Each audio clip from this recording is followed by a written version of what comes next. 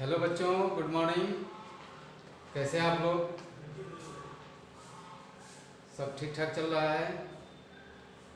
पिछला वीडियो में मैंने इलेक्ट्रोस्टैट में कूलम्ब्स लॉ पर बनाया था और उसमें मैंने बताया था कि आगे हम जो वीडियो बनाएंगे उसमें फील्ड और पोटेंशियल पे हम लोग चर्चा करेंगे। ठीक है, तो आज हम फील्ड और पोटेंशियल, जो इलेक्ट्रिक फील्ड और पोटेंशियल होता है, उस पर हम लोग बात करेंगे। तो जैसा कि हमने पहले बताया था कि ये जो सिंपल एक फील्ड जो बोलते हैं, और हमारे पास फिजिक्स में कई तरह के फोर्सेज होते हैं, जैसे कि ग्रेविटेशनल फोर्स है, मैग्नेटिक फोर्स है, तो सबका एक फील्ड होता है। तो ये इलेक्ट्रिसिटी यानी चार्ज से बनता है, इसलिए इसको इलेक्ट्रिक फील्ड बोला जाता है। इलेक्ट्रिक फील्ड, इलेक्ट्रिक फील्ड कहने से एक स्पेस का बोध होता है। एक स्पेस का दिमाग में एक आता है कि चार्ज अपने चारों तरफ क्या करता है, एक फील्ड क्रिएट करता है जिसमें अपने इम्प्रेशन को, अपने फोर्स को वो क्या बोला जाए, उसको रिवील करता है, प्रकट करता है। उस क्षेत्र में जितने दूर में उसने फील्ड बनाया है, कोई दूसरा चार्ज को लाया जाता है तो उस चार्ज के द्वारा एक फोर्स एक्सपीरियंस किया जाता है, एक फोर्स फील किया जाता है। ठीक है, तो जनरल टॉकिंग में क्वेश्चन में दिया रहता है कि फाइंड द फील्ड। तो एक्चुअल वो क्या है, तो यहां पर इंटेंसिटी बोल दिया है। Intensity, electric field intensity. तो ये टर्म निकालने के लिए बोला जाता है। हाँ, फील्ड निकालने का मतलब इलेक्ट्रिक फील्ड इंटेंसिटी निकालने की बात हो रही है, और इसी को शॉर्ट में हम सिंपली इलेक्ट्रिक फील्ड या इलेक्ट्रिक फील्ड बोल देते हैं। ये पूरा लंबा सा नहीं बोलते हैं कि भाई इलेक्ट्रिक फील्ड इंटेंसिटी निकालो, हम बोलते हैं कि फील्ड निकालो, इलेक्ट्रिक फील्ड निकालो। ठीक है, तो इलेक्ट्रिक फील्ड एक स्पेस है जो अपने अराउंड, अपने चारों तरफ चार्ज क्रिएट करता है, जिसमें दूसरा कोई चार्ज रहता है तो उस पर इलेक्ट्रिक फोर्स लगता है, कोलम्बियन फोर्स लगता है। ठीक है, तो यह स्पेस कहाँ से कहाँ तक होता है। कई बार आपके दिमाग में ये क्वेश्चन आता होगा कि हमारे पास कोई प्लस चार्ज है Q, तो यह अपने चारों तरफ एक फील्ड क्रिएट करेगा। तो ये फील्ड कहाँ तक होगा, तो हम लोग पोटेंशियल जब निकालते हैं तो जो लास्ट लिमिट लिया जाता है वो इन्फिनिटी लिया जाता है। ठीक है, उसी तरह से जैसे ही हम लोग गॉस लॉ पढ़ेंगे उसके पहले हमें इलेक्ट्रिक फील्ड लाइंस पढ़ना होगा। तो इलेक्ट्रिक फील्ड लाइंस क्या होती है कि पॉजिटिव चार्ज से निकलती है और माइनस चार्ज पर जा करके टर्मिनेट होती है। यदि माइनस चार्ज अवेलेबल नहीं है तो पॉजिटिव चार्ज से निकल करके कहाँ तक जाती है, इन्फिनिटी तक जाती है। तो इससे ये स्पष्ट है कि चार्ज अपने अराउंड जो फील्ड क्रिएट करता है उसका एक्सटेंशन कहाँ तक होता है, इन्फिनिटी तक होता है। ठीक है, और कोई माइनस चार्ज है तो उस पर इलेक्ट्रिक फील्ड लाइंस या फोर्स लाइंस आकर के क्या होती है, खत्म होती है। तो यदि पॉजिटिव चार्ज कहीं नहीं है तो वह लाइन कहाँ से आती है, इन्फिनिटी से आती है। मतलब फील्ड जो है चाहे पॉजिटिव चार्ज का हो चाहे नेगेटिव चार्ज का हो, कहाँ तक एक्सटेंडेड रहता है, इन्फिनिटी तक एक्सटेंडेड रहता है। ये कंसेप्ट है, और ऑब्जेक्टिव क्वेश्चन में भी इसको पूछा जा सकता है कि भाई जो इलेक्ट्रिक फील्ड है वो कहाँ तक होता है, तो सीधा जवाब है इन्फिनिटी तक होता है। भले ही चार्ज से हम काफ़ी दूर चले जाएं, ये फोर्स जैसा कि हम लोगों ने पिछले क्लास में पढ़ा है कि ये प्रोपोर्शनल होता है किसका, 1/r², मतलब inversely proportional to the distance का स्क्वायर। ठीक है, तो r जैसे जैसे बढ़ता जाएगा, r की वैल्यू जैसे जैसे बढ़ती जाएगी, r² उतना ही बढ़ेगा तब 1/r² उतना ही कम हो जाएगा। कहने का मतलब कि चार्ज से हम जैसे जैसे दूर चलते जाते हैं तो क्या होता है, वो फोर्स घटता जाता है, फोर्स घटता जाता है। तो इन्फिनिटी पे जाएंगे तो फोर्स क्या हो जाएगा, 0 हो जाएगा। तो ये फोर्स, इलेक्ट्रिक फोर्स जो ये चार्ज लगा रहा है वो इन्फिनिटी तक लगा रहा है, और बिल्कुल इन्फिनिटी आप जानते ही हैं कि अनडिफाइंड है, तो वहाँ तक कोई आदमी एग्जैक्टली पहुँच ही नहीं सकता है, तो वहाँ पर जा कर के फोर्स लगता है। तो जहाँ तक इन्फिनिटी नहीं है, मतलब कहने मतलब कि वो डिस्टेंस जो है कि नॉन है, मतलब हम उसको मेजर कर सकते हैं, बोल सकते हैं कि भाई 1000 किलोमीटर, 1 लाख किलोमीटर या 1 मिलियन किलोमीटर, ऐसा करके हम कह सकते हैं। तो किसी चार्ज के द्वारा वहाँ तक फोर्स लगेगा ही लगेगा। जब r इनफाइनाइट हो जाएगा तब जाकर के फोर्स 0 होगा, मतलब इन्फिनिटी तक जाते जाते कुछ ना कुछ फोर्स लगता ही है। अब हम उस फोर्स को भले ही महसूस न कर सकें, हमारे पास उसका जो डिटेक्टिंग डिवाइस है उसको चेक ही नहीं कर पाए, उसको मेजर न कर पाए, डिटेक्ट न कर पाए, ये अलग बात है। लेकिन थ्योरेटिकली वह वहाँ तक वो फोर्स जो है एग्जिस्ट करता है, मतलब इन्फिनिटी तक ये चार्ज के द्वारा जो फोर्स लगाया जाएगा एग्जिस्ट करेगा। ठीक है, तो इलेक्ट्रिक फील्ड कहने का मतलब क्या है कि the space around a charge in which the source charge creates it's one field, मतलब अपना एक फील्ड क्रिएट करता है, अपना एक क्षेत्र क्रिएट करता है। वो क्या है, उसके चारों तरफ का स्पेस है, उसी को फील्ड बोलते हैं। और इलेक्ट्रिक फील्ड इंटेंसिटी क्या है, तो ये होता है electric force per unit charge, इसको हम ई से डिनोट करते हैं। इलेक्ट्रिक फील्ड के लिए ई लिखते हैं, और ई कितना होता है, F/Q।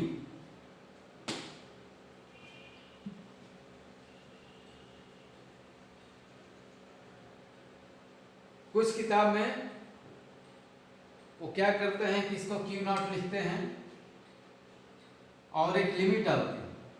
क्या डालते हैं, equal to limit Q0 tends to 0 F/Q0। E का डिफिनीशन इस तरह से दिया जाता है, लेकिन उसकी कोई आवश्यकता नहीं है, क्योंकि आप इसका फैराडाइट की किताब पढ़ेंगे EM पुर्सेल का, तो उसमें क्लियरली इसकी चर्चा की गई है कि ऐसा लिखना जो है वो कन्फ्यूजन करने वाला है, कंफ्यूज करने वाला है। ये Q0 बहुत छोटा लेने की जरूरत नहीं है, सिंपली हमारा Q0 1 कर देंगे, यानी 1 कूलम कर देंगे, उसी से हमारा काम हो जाता है।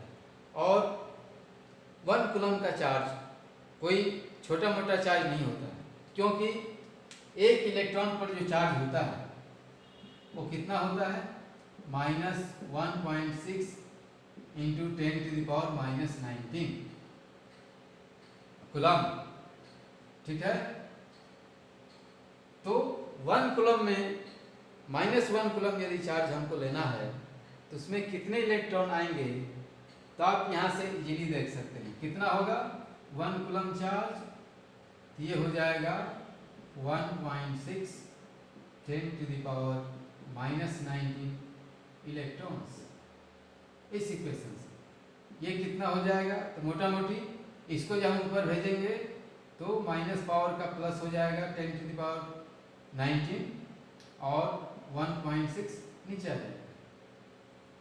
तो मान लो कि नीचे 1.6 है, इसको ऊपर में 1 को डिवाइड करेंगे तो डेसिमल में समथिंग आएगा, तो यहाँ पर एक पावर इसका कम हो जाएगा, 10⁻18 हो जाएगा। तो फिर भी 10⁻18 इलेक्ट्रॉन्स, वो चाहे और कितना मैंने 6 पॉइंट समथिंग इंटू 10⁻18 इलेक्ट्रॉन्स का चार्ज मोटा मोटी कितना होगा, 1 कूलम होगा माइनस में। तो नंबर ऑफ इलेक्ट्रॉन्स कितने होंगे, तो 10⁻18 से कुछ ज़्यादा होंगे। और 10⁻18 जो नंबर है कोई छोटा मोटा नंबर नहीं है। ठीक है, तो उस केस में भी हमारा जो इलेक्ट्रिक फील्ड इंटेंसिटी का डिफिनीशन है और जो एक्सप्रेशन है वो रॉन्ग नहीं होता है। तो इसलिए क्यू नॉट को बिल्कुल छोटा करने की जरूरत नहीं है, यानी limit Q naught tends to zero, यानी यहाँ पर ये लगभग जीरो के बराबर है नीचे वाला, ताकि ये पूरा जो है कि बड़ा से बड़ा है। क्योंकि जैसे ही ये चार्ज कम होगा तो एफ कम होगा, क्योंकि जितना बड़ा चार्ज होगा उतना ही ज़्यादा फोर्स लगेगा, जितना चार्ज छोटा होगा उतना ही फोर्स कम लगेगा।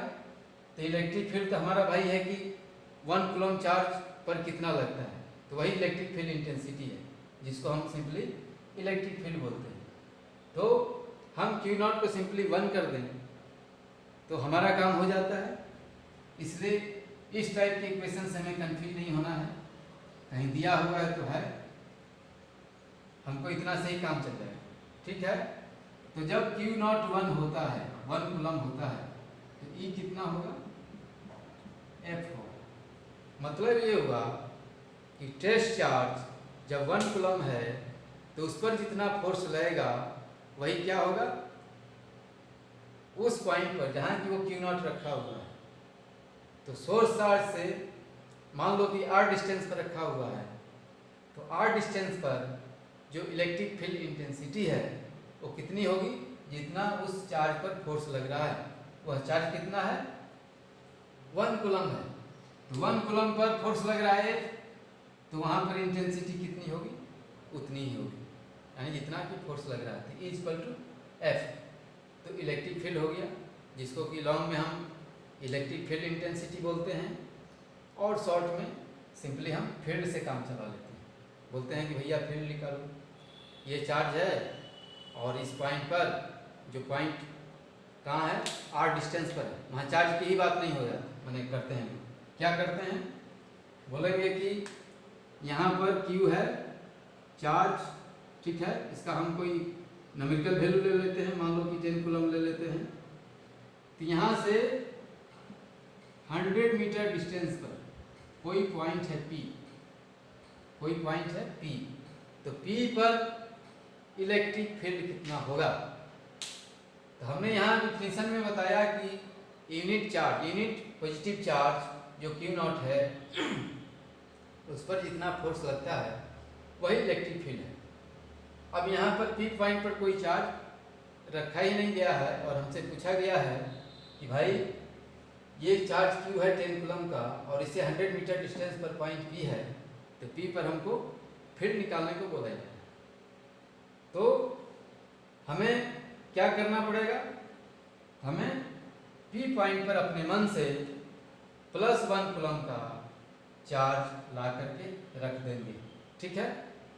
उसके बाद इस चार्ज और उस चार्ज के बीच में कितना फोर्स लग रहा है वो फोर्स निकाल लेंगे, और जो फोर्स आएगा वही इस पॉइंट पर क्या होगा, इलेक्ट्रिक फील्ड इंटेंसिटी होगा या सिंपली फील्ड होगा, ठीक है।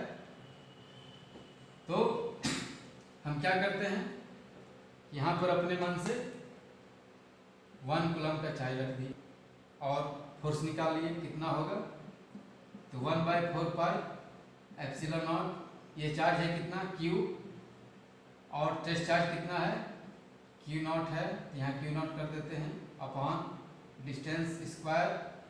तो अब इसकी न्यूमेरिकल वैल्यू रख देते हैं 9 × 10⁹, इसका वैल्यू ये जो कांस्टेंट है 1/4 पाई एप्सिलॉन नॉट, उसकी वैल्यू रख दी, यहाँ पे कैपिटल Q की वैल्यू रख दिए, Q नॉट की वैल्यू रख दी और डिस्टेंस स्क्वायर कर दी। तो कितना हो जाएगा, ये हो जाएगा नीचे 4 आएगा पावर में 10 का और ऊपर में 10, तो 6, तो 9 × 10⁶ न्यूटन।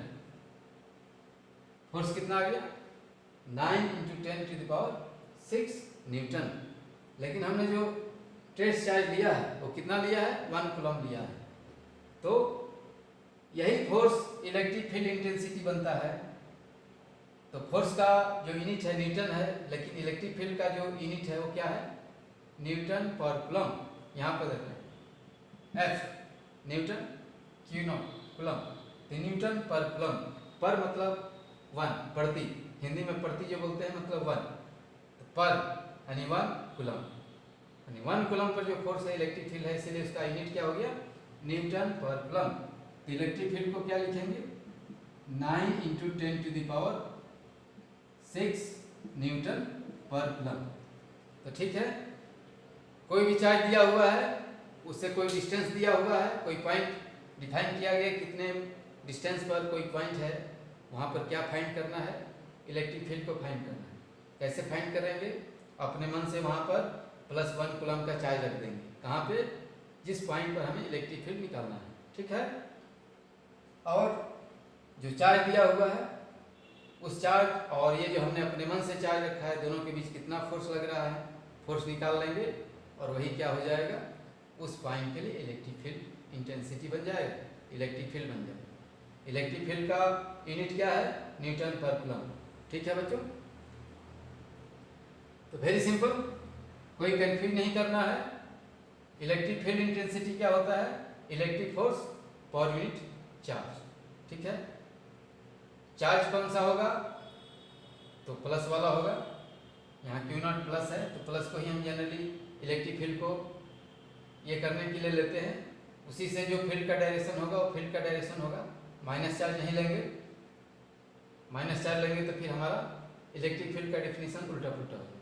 ठीक है, तो हम दूसरे शब्दों में क्या कर सकते हैं कि electric field is the force between the source charge and the unit positive test charge at the given point. ठीक है, अब हम लोग आगे बढ़ते हैं।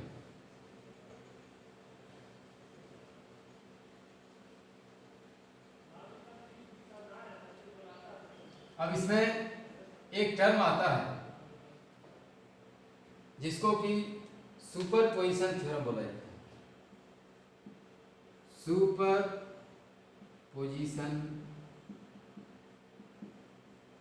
थ्योरम।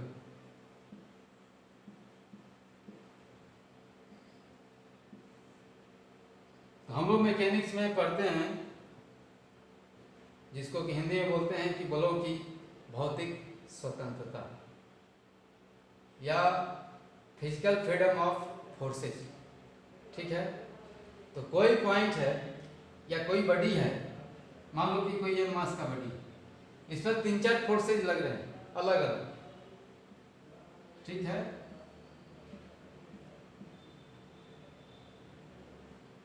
मान लो कि 4 फोर्स लग रहा है, 3 फोर्स इधर से लग रहा है, 1 फोर्स उधर से लग रहा है, और बॉडी क्या है, इक्विलिब्रियम में है, मतलब कि कहीं खिसक नहीं रही है, न नीचे न ऊपर न साइड में। ठीक है, तो इसमें जो भी फोर्स लग रहा है उसमें एक दूसरे फोर्स से कोई लेना देना नहीं है, एक फोर्स दूसरे फोर्स से प्रभावित नहीं हो रहा है, इन्फ्लुएंस नहीं हो रहा है। हर फोर्स अपने अपने तरीके से काम कर रहे हैं, इंडिपेंडेंटली काम कर रहे हैं। इसी को बोला जाता है कि फिजिकल फ्रीडम ऑफ फोर्सेज या बलों की भौतिक स्वतंत्रता। तो इसी चीज से यहाँ पर आ गया सुपरपोजिशन थ्योरम। सुपरपोजिशन थ्योरम क्या कहता है, वो ये कहता है कि सिस्टम में बहुत सारे चार्जेज हो सकते हैं।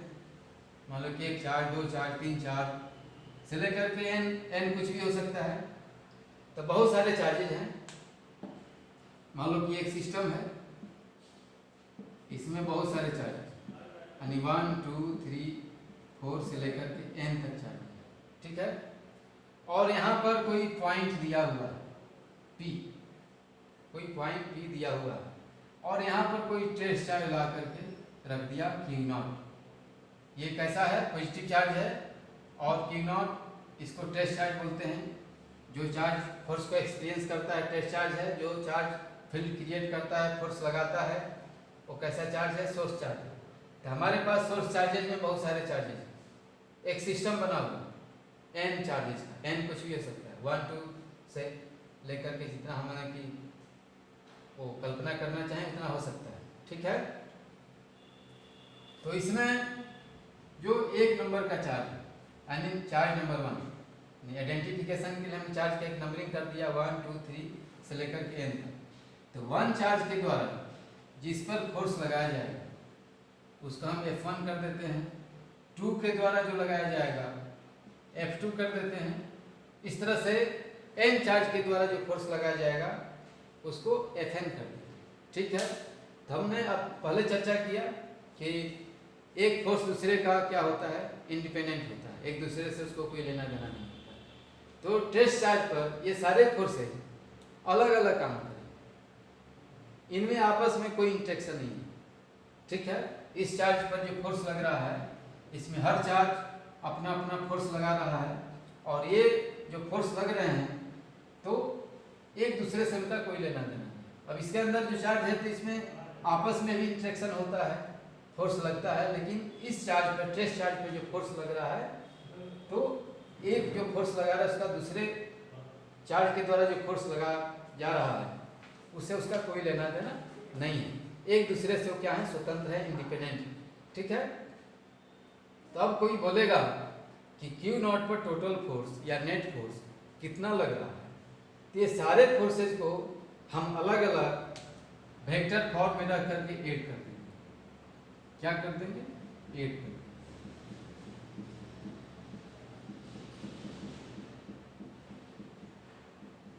F1 हमने एरो मार्क लगा दिया।